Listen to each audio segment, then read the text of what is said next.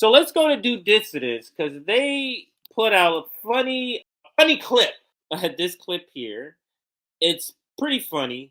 RFK Jr. doubles Marianne Williamson support. That will be this next topic, and we're going to start with this video. This is a video edit. Don't think we're going to be it's just their old video. If you've seen this video of them talking about Marianne Williamson, they put a bunch of things together, kind of like Turncoat D. It's not as elaborate, but I'm just saying they do edit it up. So we're going to be covering this. RFK doubles Marianne Williamson support. And then we'll just roll right into the other Marianne Williamson story, which is reading the awful article that she wrote. And you'll hear a lot of what she's been saying in interviews in this article. So she's been testing this, obviously, this language and these phrases that she uses, because you will hear them in this article that we'll read that goes with this segment here. RFK Jr. doubles Marianne Williamson support. So let's play this funny short video. It's under 40 seconds from Do Dissidents to start us out. Guys, it's just Biden and Marianne. Just Biden and Marianne. So that is what you want. You don't want 4 or 5 other candidates who are nominally to Biden's left running, because then you split all those votes among those 5 candidates. It's math.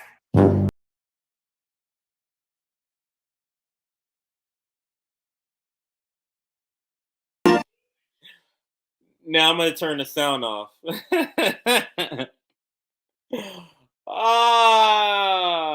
But let's put this up. Let's pause it there. Because that is the Curb Your Enthusiasm music. I'm sure it's copywritten, so we only can play a few seconds of it. RFK Jr. doubles Marianne Williamson support. So this has to be devastating for the Marianne Williamson account, because they had just had a glimmer of hope when this very small poll came out, and it showed her at 10%. 10% when you combine probably will vote Marianne Williamson and definitely will vote. She had 3%, definitely 7%. They didn't look at that and go, oh, she only really has 3%. They said, no, combine it at 10%. Look. Here's another poll here. This is on Fox News. Joe Biden 70%, JFK 10%, Marianne Williamson 4%. There you go. Now let me see, when was this done? This says, and this is not no bullshit ass poll. This is Morning Console. Now a poll is, take it. I never say take it with a grain of salt, but it's never to be relied on as fact. What's sad, and I'll put myself back on the screen, is if anybody else gets in, she's going to go down even further. But I do think RBN, in calling this out from the get-go and being sort of relentless on the topic and always keeping people abreast of it and make sure it doesn't go to the back of your mind, and then you say, oh, maybe it is okay. We're trying to keep it at the forefront of your mind that this is not a good idea. Maybe, hopefully she'll be done with this and not try to, extract money from the working class and the poor for this vanity thing. Wow, the heel covers it. I wonder if Bree. Wow, they cover it. So let's see. It says RFK Jr. has 10% support in 2024. Today is Wednesday. Isn't this one of the days that Bree is on there? So let's listen. He does not face a serious primary challenge right now. There are one candidate declared, Marianne Williamson, one coming, Robert Kennedy Jr. He's blocked the D.C. crime bill. Some liberals, especially in the House, didn't like that. The migrants, curbing migrants at the southern border, or oil drilling project given the okay in Alaska, eliminating the last two, a more progressive policy, trying to limit that. But he's trying to strike the balance, give some things to your base, but also get back to the center some. Without a doubt. And the only reason he has this luxury of time is because, as you said, he doesn't have a primary challenge. That was CNN host John King and panelist on new presidential hopeful Robert F. Kennedy Jr.'s chances against President Biden. According to a new Morning Consult survey, Biden eclipses Kennedy and Williamson by double digits among likely Democratic primary voters. Of those surveyed, 7 in 10 said they would vote for Biden to be reelected. 10% responded they would throw their weight behind Kennedy, who announced his candidacy just last week. And 4% said they would vote for Marianne Williamson.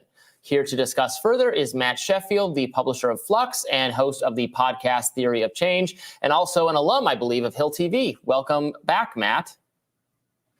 Yeah, good to be here. Thanks for joining us. So, let's look at this situation. Mainstream media saying Biden not really facing any competition, but he does have 2 announced primary challengers. What do you make of this kind of? Is it justified to not really talk about Marianne Williamson and RFK Jr. very much? Well, this is pretty much the same exact thing that happened with Donald Trump in 2020. There were basically no major Republicans who wanted to challenge him in 2020, and the Republican Party deliberately ruined or got rid of a bunch of the primaries, actually literally canceled the primaries in order to protect him from challengers. So that's it's kind of the drill when you've got a president who's running for re-election, which it seems to be Biden is, although he hasn't made that official. But in regards to Marianne Williamson, I mean, she's this kind of person who seems to be a perpetual candidate for president. That's her new business. And she had in 2020, I believe it was 1%, 2% might have been the highest that she ever got in any poll. She dropped out before any primary votes were cast. And she has no experience of any kind in politics. And that actually matters a lot more in Democratic politics compared to Republican politics. Donald Trump, he was able to. Does he know that's Bree's girl? Maybe he doesn't know that's Brianna Joy Gray's friend. Leverage being a non-politician in 2016, and that actually was very helpful to him. But on the Democratic side of the aisle, they tend to be much more in favor of somebody who has governance experience. And then with Robert F. Kennedy Jr., he's, again, not somebody with any political experience other than simply being born in a political family. So we'll see if he actually is taking it seriously himself and how much he goes for it. He didn't do his announcement with any fanfare or anything like that. So, it doesn't seem like he's taking it that much seriously himself either. Well, you mentioned that it doesn't seem to help on the left side of the aisle when candidates are not from a political background and are independent. Yet it does seem to be behooving both Marianne Williamson and Robert F. Kennedy Jr., who are polling at significantly high rates, much higher even than Bernie Sanders was polling at this time in 2016. Here is the problem with this particular point, and I've heard it before. I think it was Bernie Identity on Twitter make this point, the same point that Bree makes here. Bernie Sanders polling at 10% when I think at the time it was either 4 or 5 people. I'm sure I'm wrong on that. It was multiple people, not just 2 or 3 people in the race. He's polling at 10% with multiple people in the race. Marianne polling at 10% when it's her and another person in that poll. That's not the same thing. It's not. And lumping RFK Jr. in with Marianne Williamson in this segment, I don't necessarily agree with, because you can say things about him and that does not apply to her. And of course, he went on to win 20-odd states in the primary contest, despite having a complete blackout from the media and the Democratic Party very openly campaigning against him. So to people who look at these polls and say Marianne is at 4%. Bernie Sanders had and has a decades. You know the famous picture of him getting arrested, getting pushed by the cops with his arms behind him as a young kid? I think he was in his 20s. He has decades of experience. Mayor of Burlington, Vermont. So this equating Marianne Williamson with Bernie Sanders is just not accurate. Just not accurate. And Robert F. Kennedy Jr., who hasn't even technically made an official announcement yet, is at 10%. And with, what is it, 70 odd percent of Americans not wanting Joe Biden to run again. Do those polls not strike you as indicative of the fact that whatever trend might exist among Democrats preferring establishment candidates, something different is happening this year? Nope, not at all. And the reason being that I like this guy in the sense that he's dry.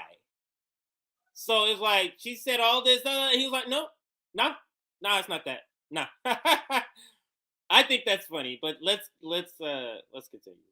That again, you have to look at the history. You got to always look at the history. So when Donald Trump was getting ready to ramp up his campaign in 2019, I personally did a poll in which we asked people about whether Trump should run for president. When we asked Republicans that, and a lot of Republicans said Donald Trump should not run for president. So there's this in politics overwhelmingly now, because both the Democratic Party and the Republican Party are very professionalized in terms of having multiple consultant classes that literally make their money entirely off of elections. They are operating under their voters are operating under what's called negative partisanship. So in other words, like, people may not like Joe Biden very much, but they're still going to vote for him in the same way that Donald Trump, his large percentage of the voters who vote for him don't like Donald Trump. They just don't like Joe Biden more. And so that's why they vote for him. So these polls tend to overstate. So, and I'm going to move on because I don't want this segment to be that long. You can go watch the rest of this video on there. But the point that he's making is that it's irrelevant if a poll says we want somebody else, because those same people who say we want somebody else are going to vote for Joe Biden if that's the choice they have. In other words, the lesser of two evils, which is exactly the point. So Case Study has a clip I want to show just so you can get sort of Fox News actually covering it. And this is the segment where the poll is taken from. The son of Bobby Kennedy and nephew of JFK, has just declared he's running for president and will primary Joe Biden to be the Democratic nominee. RFK Jr. wants to pick up where his family left off. The easiest thing for a politician to do is to appeal to our greed, to our anger, to our fear. What my father tried to do is much more complicated, but you can do it, which is to make people feel that they're part of a community and that they're on a heroic journey to do something that is going to be great, that's going to be historical. People respond to that kind of vision. I saw it happen to my father, and we can do it again in this country. So RFK Jr. has a vision. I mean, at least he has one. Biden has none. RFK Jr.'s lane is on the populist left. Unlike Biden, he's against the deep state, obviously, because of what happened to his dad and uncle. Anti-censorship. Remember, the Biden White House censored him over vaccines. He's riding a hot anti-corporate streak, especially against big pharma and big tech. You see, the assault on not only on the poor in our country, but there was a $3.8 trillion shift in wealth from the middle class and the poor to this new aristocracy of billionaires, a lot of them from Silicon Valley, who own the companies that were the biggest beneficiaries. And they were the ones who were censoring criticism of the lockdowns that were making them rich. So if you're outside of this system and you're looking in, it looks crooked. So he's got a little Bernie bro in him, but he can get traction with the populist right too, you know? Before COVID, his brand was being an environmentalist, but he appeals to conservationists as well. He has a connection to Black America and Hollywood. You know, his wife, Cheryl Hines, she's the co-star of Curb Your Enthusiasm. And he has universal name ID, so he'll be able to raise some cash. And donors right now are looking for anybody but Joe Biden. His polls are in the gutter. The numbers are beyond sobering for President Biden.